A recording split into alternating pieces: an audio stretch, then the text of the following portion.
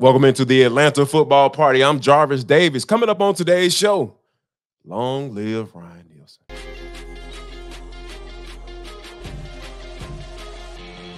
This is Locked On Sports Atlanta, and it's time for the Atlanta football party, only on Locked On Podcast Network, your team every day. Welcome into the Atlanta football party, your home for the best Falcons talk. It's local insight you can't get anywhere else but right here at Locked On. I'm your host, Tenitra Batiste. Alongside me are Jarvis Davis and Aaron Freeman. LinkedIn Jobs helps you find the qualified candidates you want to talk to faster. That's why this episode is sponsored by LinkedIn Jobs. Post your job for free at linkedin.com/locked on. That's lockedon.com/LOCKEDON NFL to post your job for free. Terms and conditions apply. The Atlanta football party is also part of the Locked On Podcast Network, your team every day. Now, of course, we'll deep dive pretty much throughout the show on the Haps and Flowery Branch and their search for their next head coach. We'll talk about that. And of course, we'll also give you guys a little bit of a sneak peek into what is next with the championship round of the NFL playoffs approaching this Sunday. But first, we got to talk about our key takeaway of the day, which is the news that came out courtesy of ESPN's Adam Schefter just minutes before the show. He says that the Jags are set to hire former Falcons defensive coordinator Ryan Nielsen as their new defensive coordinator. Now, it's interesting because this one is kind of an example of the twists and turns of the saga known as Replace Arthur Smith. And the reason I say it that way is because, of course, it's not just about the head coach, right, Jarvis? It's really about that entire staff and what we've seen. Aaron, we also know that not only did initially Ryan Nielsen get blocked from certain interviews, but also Marquise Williams. And then, of course, we found out late last week, both guys were approved to go on interviews. This Jaguars interview was one of them for Ryan Nielsen. But Jarvis, looking at how this defense has played this past season, how much of a loss is this? So it's a part 1 and 2. How much of a loss is it? Part 2 and part 1 is, what was your initial reaction when you got the news? I thought it was very interesting because I'm kind of sad, be honest with you, because when you find somebody who can actually develop talent, because I think that was the number one thing that I saw from Ryan Nielsen that I felt like he brought to the table. Because when you look at the development of Zach Harrison, raise your hand if you looked at that Zach Harrison pick and was just like, what is that? That's a project. We need somebody who can come in to be effective right away. But towards the end of the season, you saw the development. He started getting more snaps. You start seeing him being effective. You started seeing this dude making plays in the open field on mobile quarterback, putting him on the ground. You're like, oh my God, with Justin Fields, for example. So it's just those type of things. You're like, okay, you understand what this guy brings to the table, because it's one thing to hear it from the players. You know, you get that because, hey, it's a new teacher in town. You know, everybody gonna be on their best behavior. So you kind of take it for what it is, right? As a grain of salt. But when you actually see the development, you see guys get better. It just speaks to what type of teacher you are, because I'm a big proponent of coaches being teachers, because that's the big thing right there that these guys want in the NFL on that level, because the guys been playing football for a very long time. And they want to be able to learn and get better and make some more money. You know, that's just kind of exactly what it's all about, right? And win games as well. So, yeah, I think the loss of Ryan Nielsen is huge. That's why I was kind of torn on the whole fire Arthur Smith. I knew he had to go. Man, there's no way that another coach is going to come in here and keep some of those guys, especially a mainstay as a coordinator like Ryan Nielsen was. So, yeah, it's unfortunate, but I'm not surprised at all that he's the guy that gets the opportunity to go and be the defense coordinator for the Jaguars. Yeah, and I even look at guys like Arnold Ebiketie, who we saw some glimmers and signs of his first season, and we were like, yeah, well, we kind of saw a little bit here, but it seemed like he was making leaps and bounds in growth this year, and I would think we would attribute that in large part to Ryan Nielsen as well. You also look at a guy like Jesse Bates III. Obviously, he was good enough for the Falcons to go after him and pay him what they did. But this dude balled out.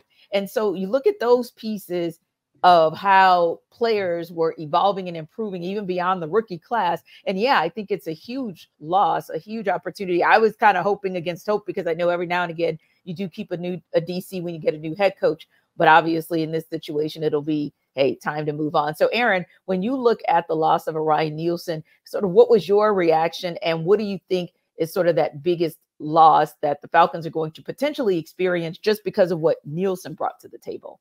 Yeah, you went into this process, as Jarvis is talking about, like that's one of the cons of firing your head coaches. You're going to lose a lot of good assistant coaches.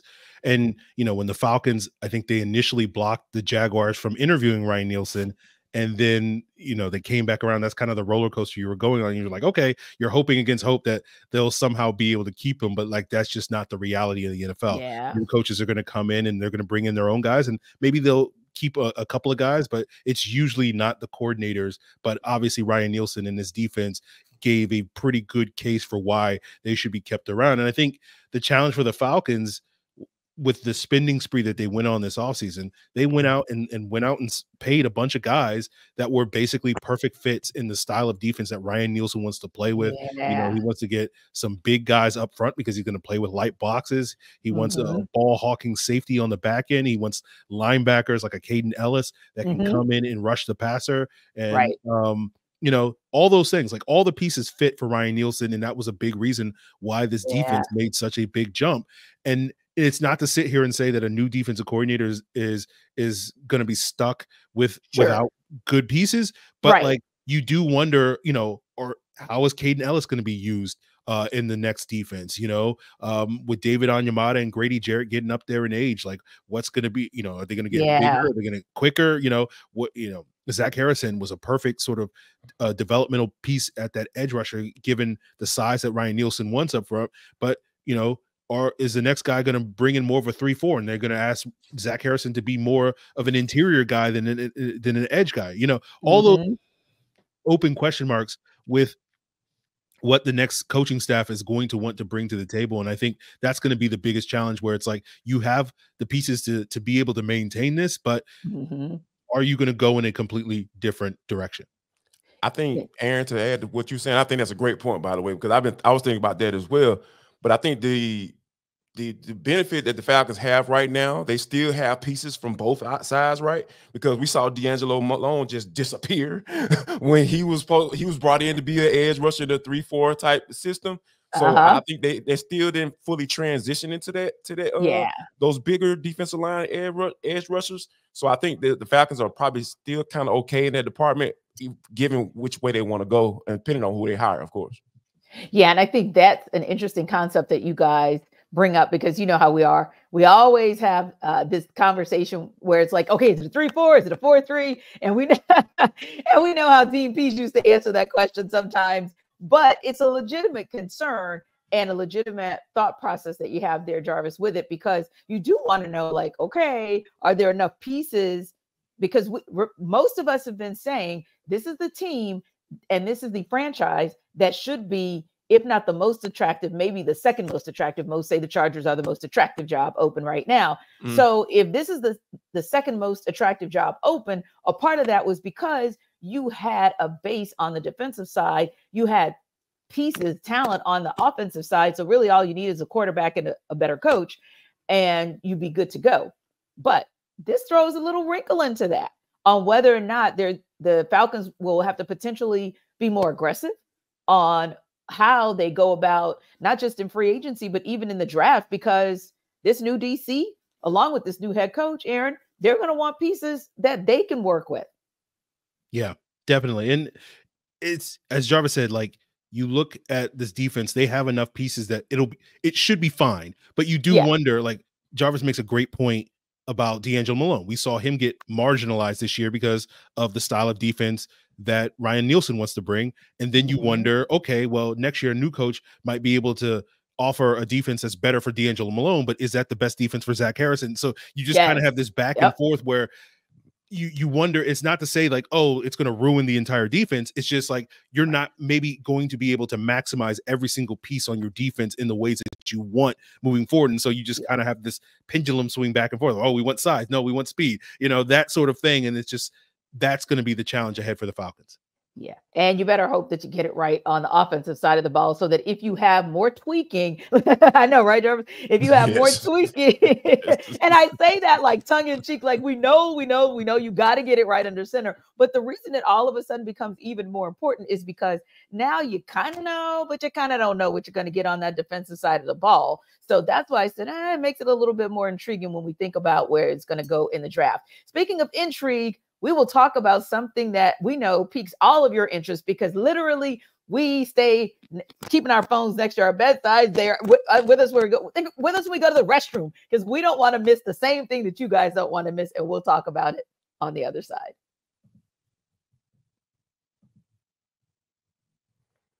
Hey guys, there might be one or two guys out there who, I don't know, maybe are considering the possibility of getting another job, right? Well, that's something that some people don't want to necessarily consider, but they may have to consider because, hey, maybe they got that notification that said, we no longer need your services. And if that's what you got, then that means you need to look for LinkedIn. And what is LinkedIn? LinkedIn is actually the number one job site of a lot of small businesses. So you definitely want to check them out because there's something there for you. And it's one of those where if you're a small business, you don't have to be so concerned about going out and finding the perfect candidate and how long is it going to take you to find that candidate because LinkedIn Jobs is going to do the dirty work for you. So if you are that company, I suggest that you post your job for the free. Yes, I said for the free at linkedin.com/lockedonnfl. LinkedIn Jobs helps you find those qualified candidates faster. And they're the ones you're going to want to talk to. So make sure you write this down, jot it down, screenshot it if you need to, screenshot us, and then screenshot that. LinkedIn.com/lockedonnfl to post your job for free. And just remember, terms and conditions do apply. All right, guys, now for the juicy of the juiciest topics. I tell you, it's so funny because whether it's our podcast here at the Atlanta Football Party or it's media that's national, everybody is watching. Every eye is on Atlanta and what the Falcons are going to do when they hire a head coach. Now, just to kind of give everybody a little bit of an update, of course, in case you've been under a rock, it's 12 candidates that the Falcons have completed initial head coach interviews with, including Ben Johnson, the offensive coordinator for the Lions, Bobby Slowick, the offensive coordinator for the Texans. We got that news Sunday, guys. And we've also heard that they've completed a second round of interviews with Bill Belichick and Jim Harbaugh. That's kind of seeming like it's in the mix, almost completed. And reportedly just this morning, granting a second interview to Raheem Morris. So, Free, I wanted to actually get your overarching thoughts, and then we'll drill down a little bit more. What are your thoughts on the Falcons and this search so far? Well, I've gone back and forth on this one. You know, I'm pendulum swinging depending on the day, right? It's like what you look at your phone and you're just like, I don't like this report. I hate this report. Oh, I love this one. But right. Like I feel like the Falcons are doing the sort of comprehensive process, looking at a bunch of different candidates, and that's a good thing. And you want to sort of pick a lot of people's brains. Like, what's your vision for this football team? What direction do you think they're headed in? What things can you build off of? What things do the Falcons need to redo? And so I think talking to, you know, a dozen or more candidates is the right direction. Then you hear sort of the rumors that they're maybe focusing on one particular guy, and then you're just like, I don't know about this. And so that's the part that leaves me a little bit skeptical of this. Is this all just fluff? And at the end of the day, we're just going to focus on that one guy. And anybody who's been listening to Locked On Falcons over the last 2 weeks knows I'm not a particular fan of that guy. And the person we're talking about is Bill Belichick. I don't think he's the right fit here in Atlanta. But I do like overall that the Falcons are looking at several of these guys that I think a lot of these guys, with one exception, I think make a lot of sense here in Atlanta. And so, you know, continuing to go down that process, I think makes a ton of sense for the Falcons. Okay, and Jarvis, we'll go back. We're going to come to the hoodie in a minute. We're coming for him, but I want to get your hierarchy thoughts on where we are with this search as well, because I'm kind of like Aaron, but I'll leave my thoughts until after yours. I think my perception is that they're doing their homework. They're casting a wide net, but just the lifelong growing up in this city, being a fan of this team, and understanding what they do and how big they are on perception, because a lot of times when it comes to, if it seems a certain way when it comes to the Falcons, that means that's the way they want you to see it. Yeah. And I think in the total opposite. I really feel like they have drilled down on one candidate. Yeah. And I know we're gonna talk about him, so I ain't gonna mention his name. And they just, all this rest of this stuff is just for a dog and pony show. And I hate to be like that, but it's hard not to, because when you see how, in that I forever go back to this press conference. That press conference will forever have an impression on my life, because the fact that Rich McKay sat up there and said, yes, I have input on day-to-day matters, or my input on day-to-day activities matters. And when they told us he wasn't a part of football operations at all, he had moved on. He had gone to the other side, and he had kind of, got tired of those stresses of the world and trying to figure out how to build a football team. Right. Because he so forgot when he left Tampa. I'm going to tell you that. I tell you that much. But I think that it's when you're in that situation, with all these reports and everything, it's just hard for me not to just say, I just question it. Question it. Like, are you really doing your homework, or you thought it was a bad look how all these reports, how you were hot and heavy on that guy, and now is all of a sudden the coaching search is wide open? I have questions. I have a lot of questions, and I just questioned it too much for me to sit up and say, oh yeah, the Falcons are doing a really good job of doing their homework. They're trying to find the quote unquote right guy. Yeah, I have a little bit of an issue as well. And I joined our girl Maria, who's on the Atlanta Sports Party rather, at the end of every week, right? And I said to her, when we were talking about it before the show, I said, I'm going to make a guess, and 20-1, they're going to do the polar opposite. I said, whether it's been a draft pick, free agency, hiring head coaches, hiring GMs, I think I have gotten it right one time, and not one in those other times. It's been a 180. Like, I've been way over here thinking, what the heck was that? So it just, to me, it's really confusing. The only thing that can make it make sense is if I say two things. Number one, they want insurance. And so if something goes wrong in the final stage of negotiations with Bill Belichick. sorry. Yeah. I mean, as things have allegedly gone wrong before, then that's where I see all of these individuals as the potential fallout. And they're like the parachute. They're like the golden parachute. Now that's one. Yeah. That's my one theory about, even down to a Jim Harbaugh, because, hey, he would be a tremendous runner up. Most people think, kind of like, when Halle Berry was runner up for Miss USA, but going on. So yeah, little known fact, she didn't win. She was the runner up, but we don't know who the hell that girl is who won. So moving right along, your second place person or your runner up could always end up being that girl, in that case, of that guy. So I kind of think they're gearing up for that, right? With Jim Harbaugh maybe being that second place and Raheem maybe being that third place in case things go awry with Belichick. Harbaugh's in the mix, but then all of a sudden, last second, the Chargers come in with this offer he can't refuse, and there's Ra.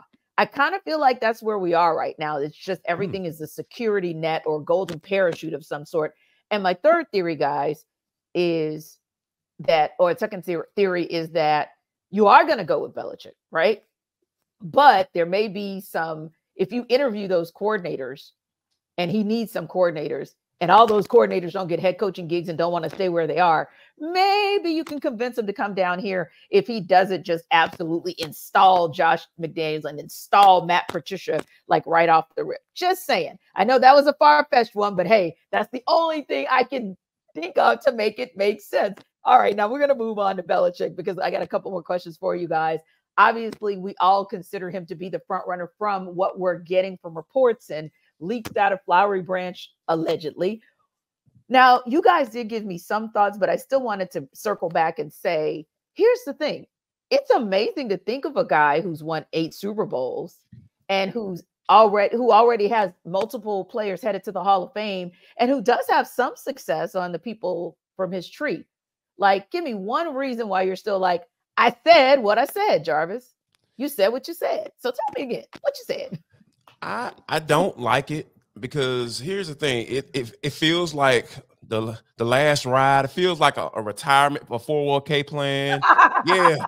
Damn, you want $20 million a year? Yeah, come on down. Yeah, I can take care of all my little grandkids. Right? Yeah, I can live off this until I pass away at 100 years old, because Lord knows Bill Belichick is going to live forever. Because that's just how he is. But yeah, it's hard for me not to look at it that way, because here's the thing. We understand that he's chasing Don Shula, right? 15 wins. People been throwing all type of numbers out there, but I landed on 15. If I'm wrong, okay. 15 more wins to pass Don Shula. And I bring in the fact that no Super Bowl winning head coach has gone on to do it for another team. That has never happened. That is a fact. You can't argue against that. And it just makes so much sense, because here's what he did for 24 years for the New England Patriots. You can't repeat that.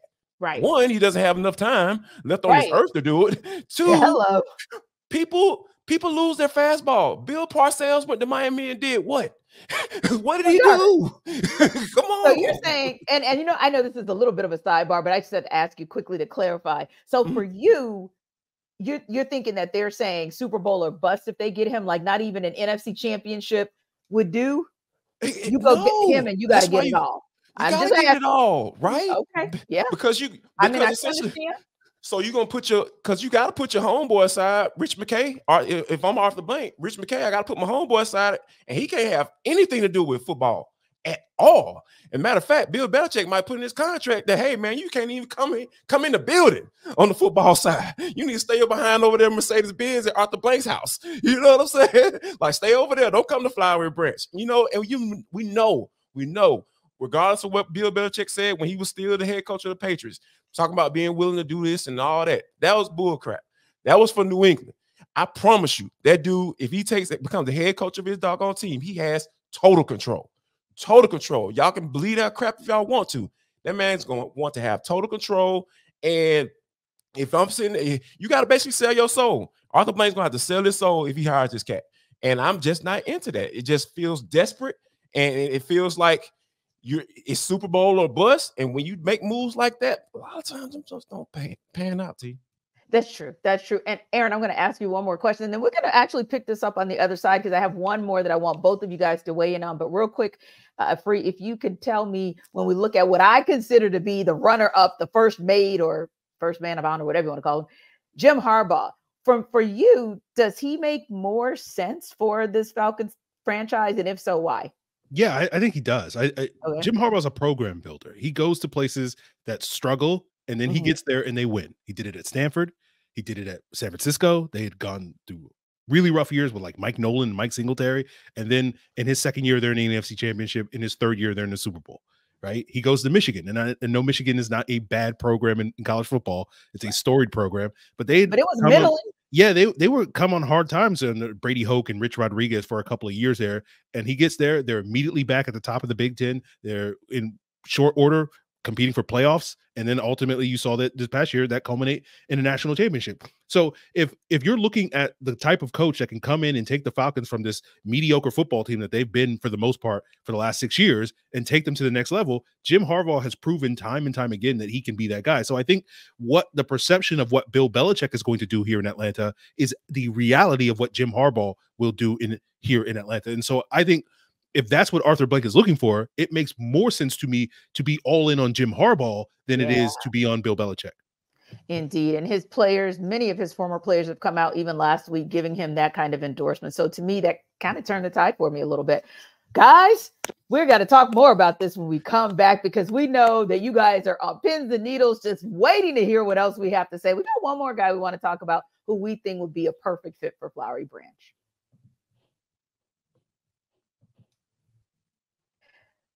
This episode of our Atlanta Football Party is also brought to you by FanDuel. Now, the NFL season, the regular season is wrapped up, but it is Championship Sunday coming down the pipeline. So there's still more that you can do to get in on the action with FanDuel, America's #1 sportsbook. Right now, new customers get $150 in bonus bets guaranteed when you place a $5 bet. That's $150 in bonus bets, win or lose. How cool is that? You can still get the money even if you lose. Now, the app is so easy to use, and there are so many different ways to bet, like live same-game parlays, finding bets in the new Explore tab, making a parlay in the Parlay Hub, which is the best way to find popular parlays, and even more. So visit FanDuel.com/lockedon and make your first bet a layup. Again, you're doing it with the easiest of apps because of the same game parlays, finding bets in that new Explore tab, making a parlay in the Parlay Hub, and much, much more. So FanDuel.com/LOCKEDON to make your first bet a layup. FanDuel is the official partner of the NFL. Now, guys, we would be remiss if we didn't bring up the news that we found out just this morning. According to multiple sources, of course, the Falcons will announce it after it's completed. But according to multiple sources, Raheem Morris will have a second interview with the Falcons for their head coaching job. As we all know, I'm first to raise my hand. He's my number one, unapologetically. I saw what he was able to do in 2020, giving the Falcons their only 4 wins. I was also probably one of 3 on this call, on this broadcast rather, who were excited to see him be on the sidelines to be a part of that Rams run to the Super Bowl. And it's been 13 years. I mean, how long is he supposed to stay in head coach purgatory when he's done so many great things at every stop he's had? That said, what did you guys think about him? And what do you think about his realistic possibility for actually getting this gig? Or maybe even another one if you want to throw that in too. If not this gig, does he get a head coaching gig, period, this cycle? I think one of the things that I've always appreciated about Raheem Morris, I want to call him Ross so bad, but, I want to make sure I give his government name out first before I start doing that. This is a guy that I feel like can really lead 53 guys and not necessarily be, his central focus be on the offense or on the defense and try to build a coaching staff that way. I think he can build it equally, right? He oversees the 53. You got a guy who can stay in his silo and call plays on the offensive side of the football, and you got a guy on the defensive side who can stay in the silo and call plays on that. And then you bring all those guys together, and you have one overall vision, one band, one sound, right? If I can use a drumline reference. So I think that's kind of why I really feel like he'll be the guy this time, a good guy to go around this time, because the second time around you learn, right? Because Bill Belichick wasn't all that great and for the Cleveland Browns. Right? Let's not forget. Yeah, let's keep it funky, right? Thank you so much, Jarvis, for reminding us that the struggle is real sometimes on that first go round. Especially when there's bad organizations. And I think we all can agree that Tampa and Cleveland have been bad organizations. So it's hard to do well when when the issues are at the top of the organization. So I feel like, Raheem deserves another chance because I feel like he's earned that. He's done everything in his power to be able to do that, from deciding to go on the offensive side of the football, being open-minded and being willing to work with guys like Julio Jones and all that stuff. So when you have a guy of that ilk being able to flourish in any type of position you put him in, those are the type of guys that can lead, right? Those type of guys that can teach. And that's why I'm a big proponent of Raheem Morris, not necessarily because people think he's a rah-rah coach. Yeah, because honestly, when you get an opportunity to speak with him one-on-one, you'll recognize that he's not really rah-rah so much as he's Pastor Raheem Morris. I mean, it just comes across. It's not his fault. That's that's kind of what you'd be like. If I want an amen in the church or the press conference because that's how he is, well, then that's just what it is. But the results are what they are. And one of the things that speaks volumes to that, Free, is the fact that the Rams GM, Les Snead, has come out very vocally this offseason of this coaching hiring cycle to talk about the fact that Ra is more than ready. Yeah, I agree with everything Jarvis says. As you say, like, no one ever says a bad thing about Raheem Morris, right? Like you can find some players saying some questionable things about Bill Belichick. You can find some other people that aren't necessarily the biggest fans of Jim Harbaugh, but I've never heard anybody say a negative thing about Raheem Morris. You talk about having that experience on the defensive side of the ball. We know that most defensive-minded head coaches tend to be like, hey, we just want to pound the rock and be a physical football team. But Raheem's been around, these very explosive offense. The Rams the last couple of years, being in Washington with Kyle Shanahan, obviously being part of that Shanahan offensive coaching staff in that 2016 year with the Falcons going to the Super Bowl. So like he gets it on the offensive side of the ball more so than a lot of these coaches that get these head jobs in today's NFL. So that's another plus in his category. And, you know, I think this cycle is going to be one where I do feel like, whether it's here in Atlanta, and you've heard some increasing buzz that he is that sort of plan B or plan C here in Atlanta, and might be able to, you know, get us away from the evil emperor that, you know, maybe coming down from New England. You know, being Luke Skywalker, I guess you could say, to come and save the galaxy. But you know, I mean, whichever way you want to go with it. I also feel like he, you know, if not here in Atlanta, he should be able to get it. Like, I think a place like Seattle makes a ton of sense, because he can bring that similar energy that Pete Carroll has had so much success in Seattle, connecting with players. That's like Pete Carroll's superpower, is like players absolutely love him. And I think Raheem Morris has a similar energy. So he makes a ton of sense there. And of course, there are plenty of other jobs that I think he would make a ton of sense there. But it does feel like the momentum is back in Raheem's favor for this coaching cycle. And given so many jobs are being open now, it does feel like the odds should be that he should get one of these 6 remaining jobs. Indeed, indeed. And yeah, he's that kind of guy. I love that you brought out the fact that really we all three kind of agree, like, he's that dude. Like, when nobody has a bad thing to say about you, that speaks volumes. And that also took me back to the thought process of, it's always, I mean, we've heard it ad nauseum, fit, understand the Falcons culture and who fits. Okay, I don't know who in this hiring cycle understands the Falcons culture any more than a guy who was already in the culture through different regimes and ins and outs and ups and downs and backs and forwards. He understands. So that, to me, is another key piece. He can pick up the ground. I mean, he can hit the ground running, because Jarvis, not that he has a whole lot of players from the regime of past, but if you just got that one, you know, if it's Raheem Morris and Grady Jarrett, I'll take it. I'll take that to round out and reset the defensive side of the ball, along with a new DC, and be quite fine. Before we get out of here, guys, we are here in the A. So of course, if there's something that we want to share with you to be respectful, we will. And that is that word has just come out that Dexter King has passed away. He had a long bout, a valiant battle with prostate cancer that he unfortunately didn't win, at least on this side of heaven. He passed away at the age of 62. Our condolences, thoughts, and prayers, of course, are with the King family. We want to thank you guys also for checking out the Atlanta Football Party and always rocking with us and supporting us. Don't forget to check us out on our YouTube channel if you haven't already done so. And as always, check us out tomorrow on the Atlanta Football Party. Take care.